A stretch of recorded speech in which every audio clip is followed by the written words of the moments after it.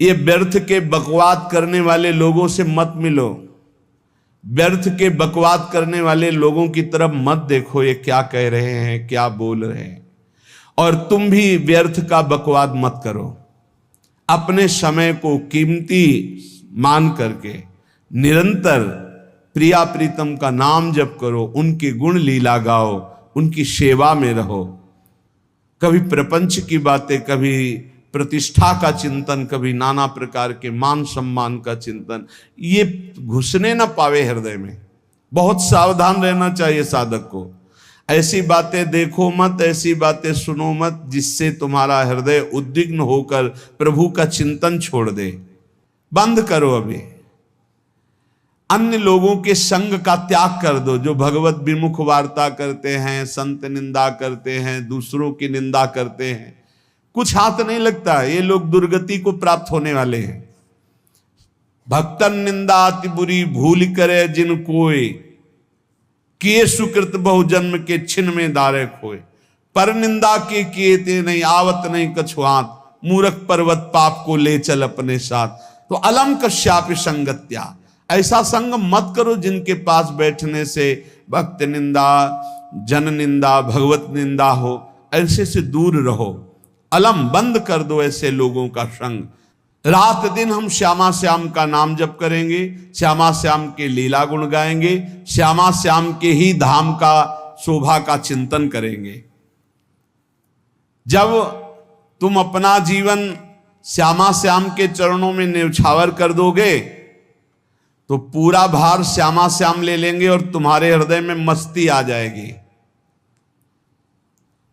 जो ऐसा निश्चयी होता है, दृढ़ निश्चयी, उसके अंदर दृढ़ विश्वास, तो उसके हर समय भगवान की स्फूर्ति होती रहती है। भारी प्रतिकूलता में भी भगवान का सानिध्य अनुभव होता है।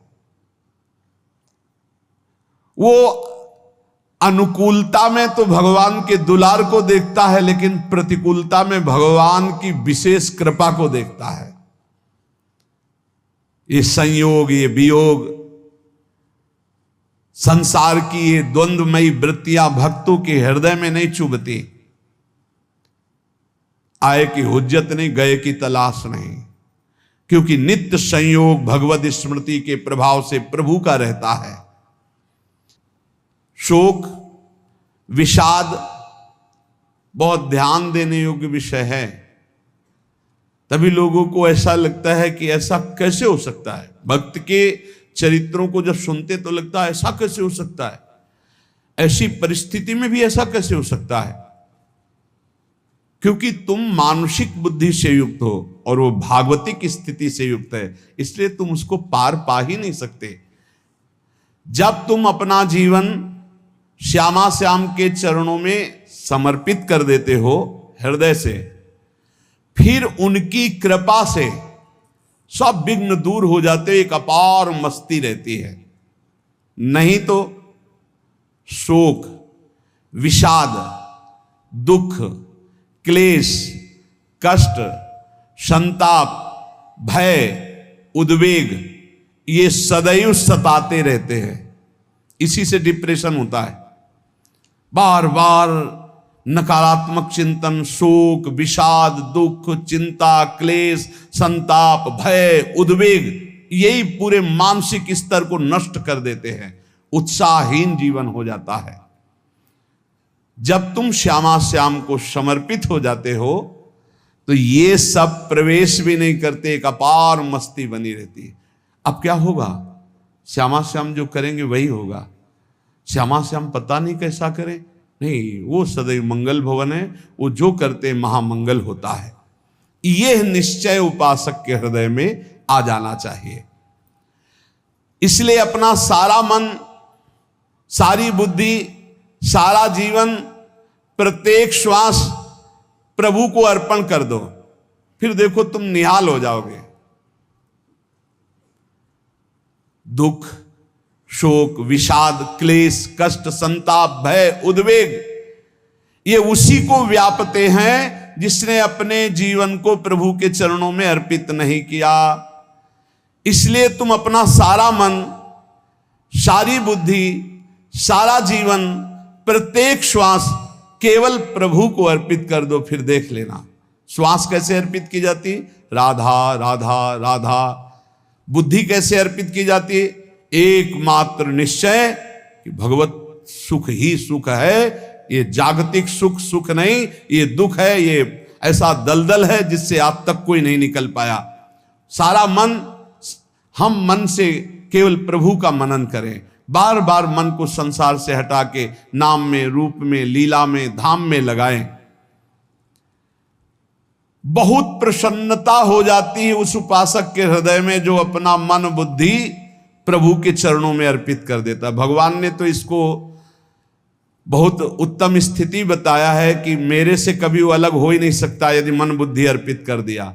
मय्येव मन आधत्स्व मयि बुद्धिम निवेशय, तो निवश्य मय्येव अत ऊर्ध्वं न संशया, बिल्कुल संशय नहीं, वो मेरे में ही निवास करेगा जिसने मन और बुद्धि अपनी मेरे में अर्पित कर दी।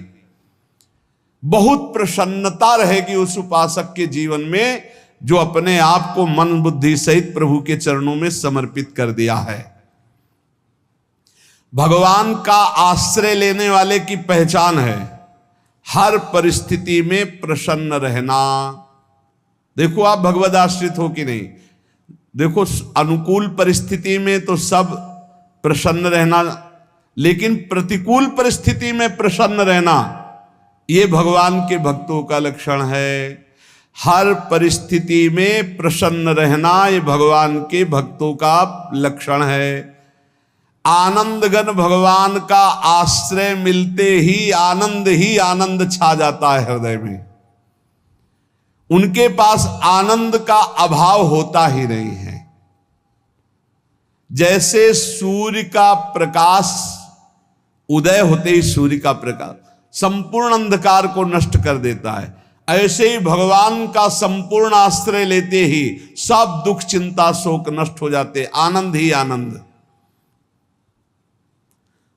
तुम भगवान के मंगलमय रूप को नहीं जानते हो, पर उनके मंगलमय भाव को, विधान को मानना शुरू कर दो। जो भी होता है मंगलमय होता है। हमने जीवन में देखा है,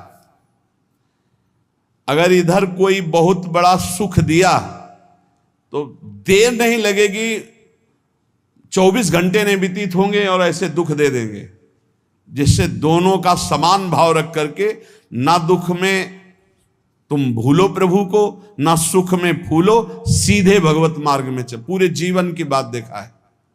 भगवान के मंगल विधान में सदा सर्वदा सुख ही सुख है, इस बात को मान के प्रसन्न हो जाओ।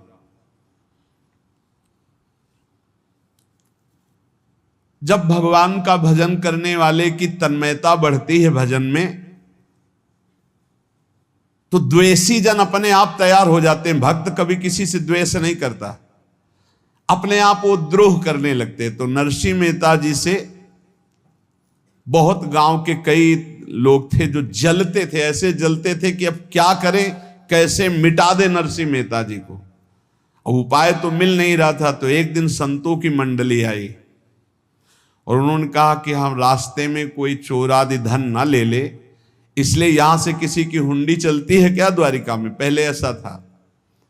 बोले हाँ, हमारे यहां बहुत बड़े सेठ हैं नरसिंह मेहता जी, पर आप कहोगे वो मना कर देंगे। कई बार कहोगे, अगर वो स्वीकार कर ले तो वहां। और उनका लक्ष्य था कि नरसिंह मेहता जी की तो खाने की भी सुविधा नहीं थी, हुंडी कहाँ की बात आई। उनका था कि जब वो ना कहेंगे तो संतजन नाराज हो जाएंगे, अगर हाँ कह दिया तो वहां हुंडी चुकेगी नहीं, तो संतजन अपने आप इनको शाप दे देंगे, अपराध बन जाएगा, ये नष्ट हो जाएंगे। संतों को भेजा नरसिंह मेहता जी ने, सबकी दंडवत की, चरण पखाड़े। तो उनका ये इतना रुपया है, द्वारिका में साधु सेवा हम करेंगे, वहां तुम्हारी हुंडी चलती है, तो आप अरे उनका आप कहाँ भूल रहे हो, यहाँ खाने की भी व्यवस्था। बोले हमें सब पहले से बता दिया गया कि आप मना करोगे, बार बार मना मत करो, हमें पता है। तो उन्होंने ठाकुर जी की तरफ देखा, बोले क्या लीला है प्रभु, संतों से हम क्या कहें, ये ले रुपए। उस समय स्वर्ण की मोहरें चलती थी, बेच के बाजार से खूब उन संतों को पवाया, उन्हीं संतों की सेवा की। और उनका अपने सेठ का नाम तो बताओ जहां हमें जाके हुंडी मिलेगी। सेठ, सावल सा सेठ। संत जन गए वहां, पूछा कि नरसिंह मेहता जी का जिन सेठ से परिचय, उनका नाम सावल सा सेठ, उनकी गद्दी कहाँ है? तो जो कुछ भक्त थे वो द्वारिकाधीश की तरफ संकेत करते कि वही हैं। बोले नहीं नहीं, वो सेठ है, उनकी गद्दी चलती। पूरी बाजार में कहीं कोई। अब संत जन एकांत में होकर के बहुत विचलित हुए, क्या हमारे साथ धोखा हुआ? नरसिंह मेहता जैसा संत क्या धोखेबाज हो सकता है? देखो, संशय तो बहुत विचित्र होता है। बड़े बड़ों को संशय हो जाता है। जब भगवती सती जी को संशय हो गया, राम जी को, हे खग हे मृग हे मधुकर श्रेणी, ऐसा पूछते हुए कि सच्चिदानंद कैसे हो सकते, तो किसी को हो सकता है, क्योंकि वो बुद्धि की अधिष्ठात्री देवी है। जो ही उनके मन में ऐसा आया कि क्या हमारे साथ धोखा हो रहा है, इतने में ही देखा जय हो सावल सा सेठ की।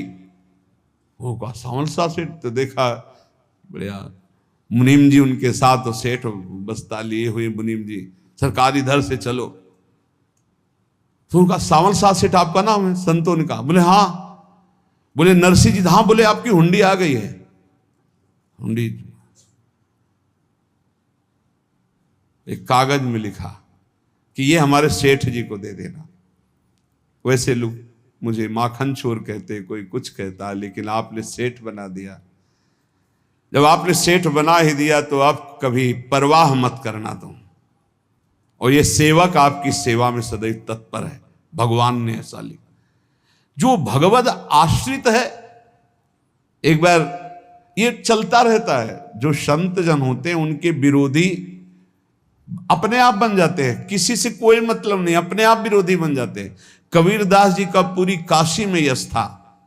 भजन करने वाले महापुरुषों का यश बढ़ता है जब, तो जो भजनहीन होते हैं उनके हृदय में जलन पैदा हो जाती है, और वो उनको विविध प्रकार से फंसाना चाहते हैं, उनको कष्ट देना चाहते हैं। तो कबीरदास जी के यश को धूमिल करने के लिए कुछ ब्राह्मणों ने एक रचना रची। मुड़ मुड़ा के कबीरदास जी के शिष्य बन करके पूरी काशी के सब आश्रमों में निमंत्रण दे आए। कल भंडारा है, संत सेवा है, सबने स्वीकार किया।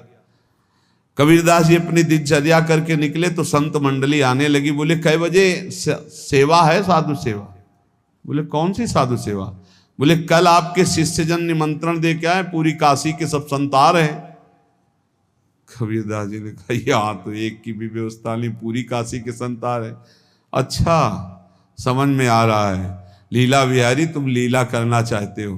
गए अपना निकल गए गंगा किनारे, एक झाऊ के नीचे बैठकर अपना भजन ध्यान में मगन है। 11-12 बजे तो उन्होंने देखा संतों की मंडली, काशी तो बहुत। कबीरदास जी ने देखा कि आश्रम की, तो बोले पता नहीं क्या होगा, चलो चलते हैं। तो ऐसे गमछा वस्त्र करके ऐसे डालकर मुंह ढक करके, वहां बड़ी बड़ी पंगत लगी थी। कबीरदास जी सबको पाओ जी पाओ। कबीरदास जी के रूप में स्वयं भगवान पाओ जी। कबीरदास जी ने कहा अच्छा, जब स्वामी परस रहे तो हम भी बैठ के पा ले। तो जब उसी पंगत में बैठ गए अपना कपड़ा ढक करके, और जब मोहरे की दक्षिणा दे रहे थे सब लोग कि वाह कबीरदास जी ने आज तो साधु से। सबको जब कबीरदास जी के सामने आए तो ऐसे मुंह ढके, बोले देखो जो मेरा होता है उसे मुंह छुपाना नहीं पड़ता, मुंह ढकला नहीं पड़ता। लो दक्षिणा, तुम भी दक्षिणा ले। कबीरदास जी को कबीरदास जी दक्षिणा दे रहे, और वो कबीरदास जी है भगवान, और ये पाले वाले कबीरदास जी है भगवान के जन। कभी भगवान अपने, अरे जमाने जोर लगा ले, कितना जोर लगाएगा, भक्त और भगवान का झंडा कभी न झुकने पाएगा। बिल्कुल चिंता, शोक, भय, उद्वेग रहित जीवन भगवद आश्रित। तुम भगवान के मंगल विधान में सदा सर्वदा प्रसन्न रहो। अब ये विचार कर लो कि भगवान जो करेंगे तुम्हारा मंगल करेंगे। अब थोड़ा ऐसा बीच में लगता है कि अमंगल हो रहा है क्या, लेकिन पक्का समझो बहुत बड़ा मंगल उनका विधान होता है। बहुत ही उत्तम मंगल होता है भगवान के शरणागत का। भगवान हमारे विचारों वाले नहीं हैं, हमारे विचार प्राकृतिक है, भगवान के विचार चिदानंदमय हैं। वो अपने विचार से हमारा मंगल करते हो, हम अपने विचार से मंगल चाहते हैं। भगवान के विचार से मंगल ही हमारा होगा, इसलिए कभी हमको चिंता शोक भय नहीं करना चाहिए। भगवान की ओर से कभी तुम्हारे लिए ऐसा विधान नहीं होगा कि तुम दुखी हो जाओ, बस तुम्हारी सोच हो सकती है, उसका परिणाम बहुत मंगल होगा। जगत की ओर से निराश हो जाओ, किसी से आशा मत रखो, फिर आप देखो आपका जीवन कैसा आनंदमय व्यतीत होता है। ये जो जगत की आशा है यही दुख प्रदान करती, सच्ची जगत की आशा ही दुख प्रदान करती है। अगर जगत से कोई संबंध न रखा जाए और भगवत भाव में रहकर तो बहुत अच्छा जीवन चलेगा। अपने कर्तव्य का पालन करो, परिवार को भगवत स्वरूप मानकर पोषण करो, किसी से कोई संबंध मत रखो, कोई आशा मत रखो, यही अध्यात्म सिखाता है। अपने आप भगवत स्वरूप, सबका व्यवहार मंगलमय और आपका जीवन मंगलमय। अपने घर में ऐसे रहो जैसे किसी अतिथि के घर में रह जाता है, चलना है यहां से जाना है। कौन रहता है अपने घर में अतिथि की भांति? भगवान का भक्त। जाना है यहां से, अपनी प्रिया प्रीतम के पास जाना। ये हमारा घर नहीं है, यहां तो हम समय व्यतीत कर रहे हैं, अपनी आयु व्यतीत कर रहे हैं भगवत आराधना करते हुए। हमें जाना है प्रिया प्रीतम के पास। वास्तविक घर भगवान का धाम है हमारा, वास्तविक घर वाले प्रभु हैं हमारे, जो नित्य सच्चिदानंद भगवान के चरणों में अपने चित्त को समर्पित करता रहता है। उसको यह अनुभव होने लगता है कि बड़ी कृपा है हमारे ऊपर, भगवान की बड़ी कृपा है हमारे ऊपर। सर्वसमर्थ परम सुहृद भगवान ऐसे भक्त के ऊपर हर समय वरद हस्त रखे रहते हैं। ये केवल प्रवचन नहीं, सच्ची बात मानिए। ऐसे भगवान का वरद हस्त हर समय रहता है। जब भगवान की छत्र छाया में भक्त अपने को देखता है तो आसपास घोर विपत्तियों का भी समुदाय हो तो भी वो आनंद में मगन रहता है। हर हालत में आनंदित रहना ये भक्त का स्वभाव है। भगवान ऐसे भक्तों को प्यार करते हैं जैसे कछुआ अपने अंडे को बाहर रख आवे और रात दिन उसका चिंतन करे। जब भक्त भगवान को समर्पित होता है तो भगवान रात दिन उसकी ऐसे चिंतन सुरक्षा करते हैं। अभय, ये दैवी संपदा का पहला गुण है। ये भगवान के शरणागत पर जागृत हो जाता है, वो भयभीत नहीं होता, किसी भी उससे भयभीत नहीं होता। यही डरपि हरिवंश हित, जिनो भ्रमय गुण सलिल पर। इस डर से डरते रहना चाहिए कहीं गुण रूपी पानी में फिसल न जाए, नहीं तो गलती हो सकती है। साधक सावधान रहे। ये अभय दैवी संपदा का सबसे बड़ा गुण है। जो भयहारी भगवान की शरण में आ जाता है तो उसके अंदर ये अभय प्रकट हो जाता है।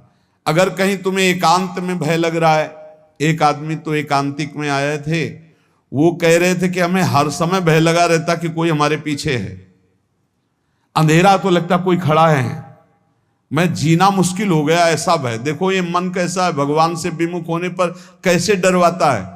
वो कह रहे हैं हर समय मुझे डर लगा रहता है, कोई सामने खड़ा है, कोई पीछे खड़ा है, ऐसा भय लगने लगता है। और जब भगवान की शरण में आ जाते हैं तो ये अभय स्थिति हृदय में जागृत हो जाती है। कोई भी भय आसपास आ ही नहीं सकता, यहां तक कि नरक का भी भय खत्म हो जाता है जो भगवान की शरण में है।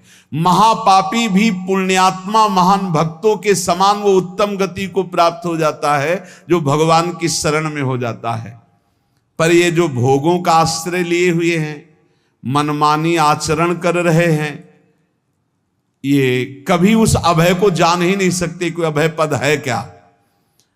इनको तो कदम कदम पर शोक, भय, और दुख की प्राप्ति होगी। कोई बचा नहीं सकता जो भोगों में लगे हैं, मनमानी आचरण कर रहे हैं। अगर निर्भय होना चाहते हो, परम सुखी होना चाहते हो, तो भगवान के शरणागत हो जाओ। सारे जगत को अभय दान देने वाले भगवान हैं। भगवान का एक प्रण है, ममपन शरणागत भयहारी। जो मेरी शरण में आ गया उसके भय का मैं नाश कर देता हूं। साधना में अवस्था मन की मानी जाती है कि आप कितने अच्छे साधक हैं। यदि आपका मन भगवदाकार है, हर समय भगवत चिंतन चल रहा है, आपके स्वप्न भागवती का रहे हैं, आपके विचार भागवतिक हैं, तो आपकी अच्छी साधना हो रही है। और यदि आपके स्वप्न गंदे आ रहे हैं, क्योंकि स्वप्न में मन का ही सारा खेल होता है, और आपकी चिंतन वृत्ति वासनात्मक चल रही, तो अभी साधना का प्रभाव मन पे नहीं पड़ा है।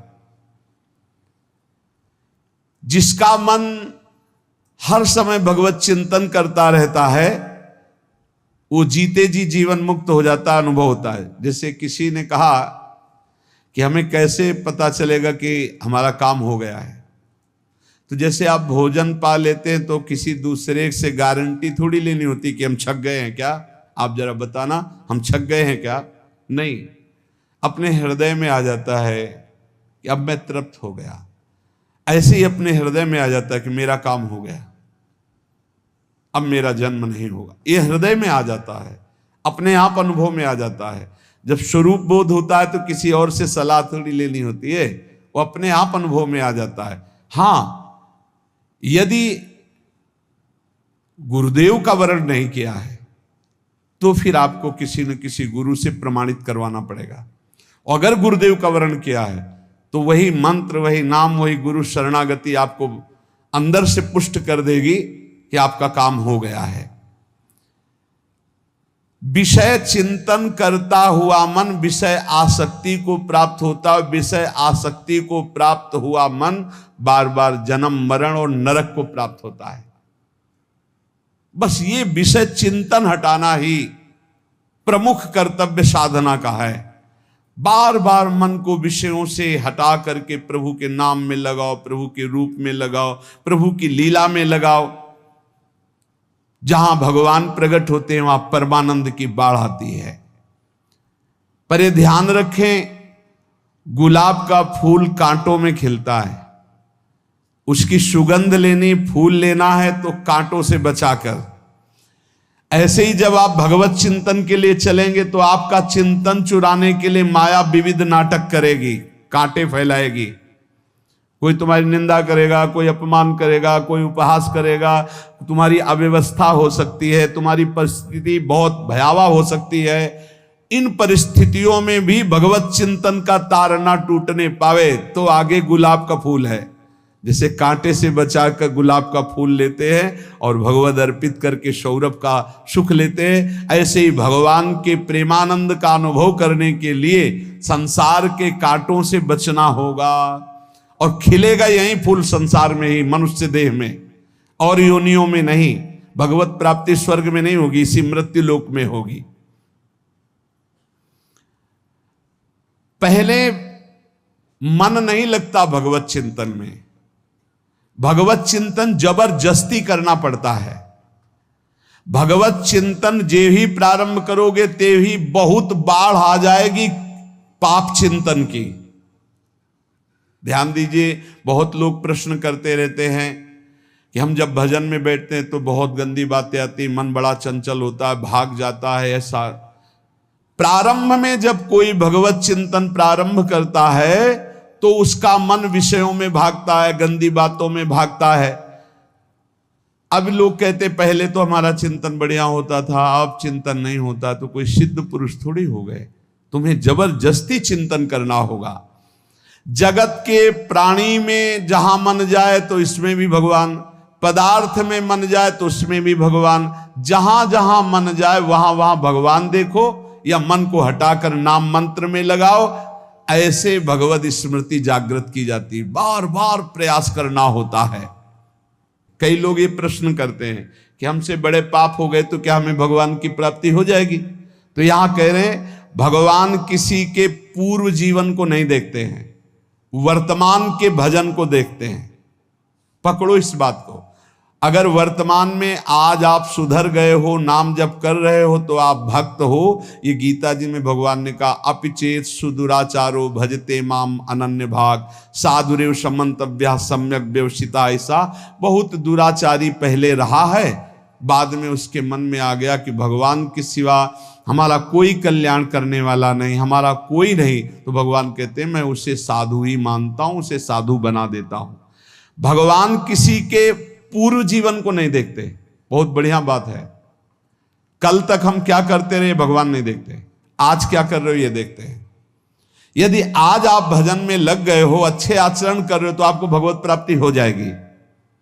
भगवान ये नहीं देखते कि पूर्व में पुण्यात्मा रहा है कि पापात्मा रहा है।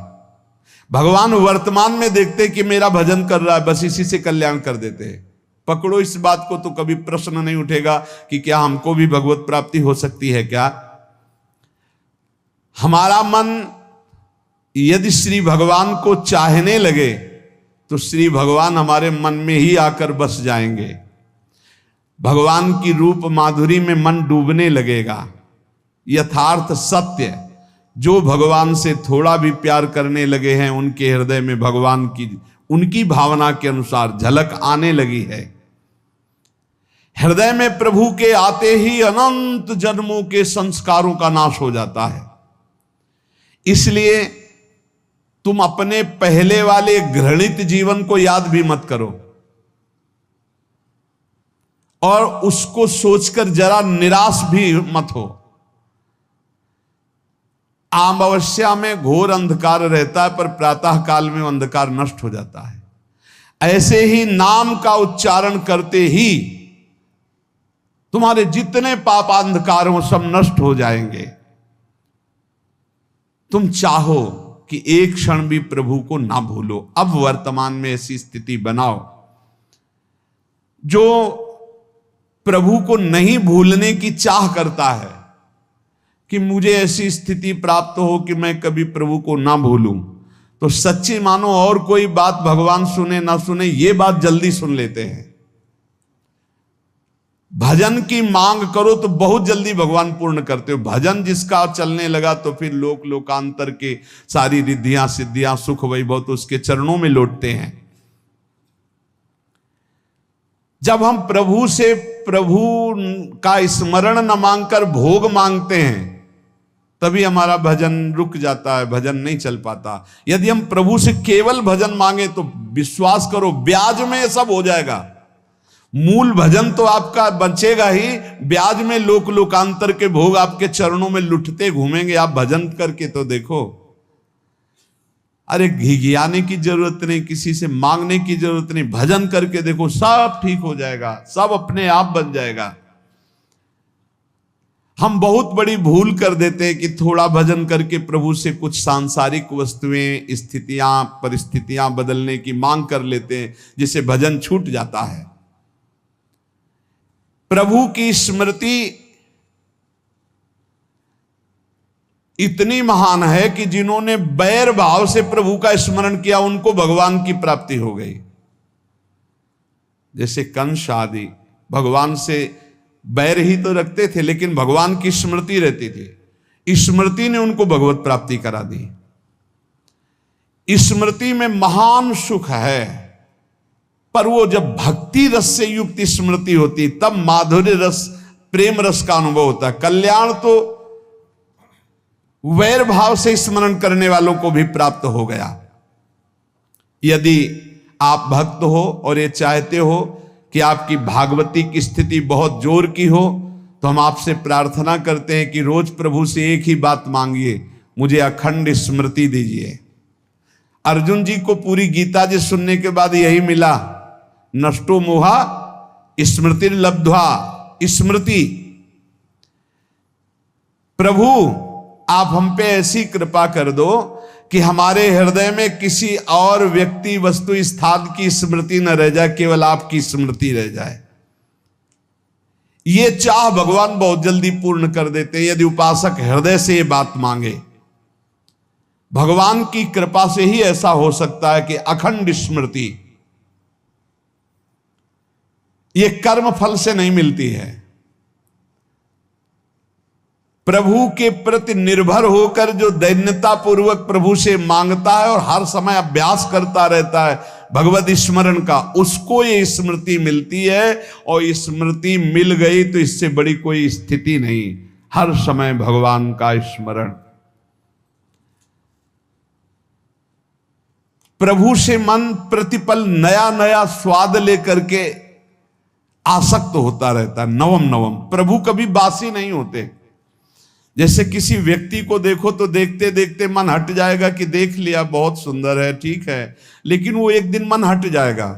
और प्रभु की सुंदरता नवम नवम है, प्रभु के नाम का स्वाद नवम नवम है, प्रभु की लीला का स्वाद नवम नवम है, प्रभु के धाम की शोभा नवम नवम है। जैसे आचार्य महाप्रभु हरिवंश चंद्र जी कहते, नयो नेह नवरंग नयो रस नवल श्याम वृषभानु किशोरी, नव पीतांबर नवल चूनरी, नई नई बूंदन भींजत गोरी, नव वृंदावन हरित मनोहर, नव चातक बोलत मोर मोरी, नव मुरली जो मल्हार नई गति, सब कुछ नया।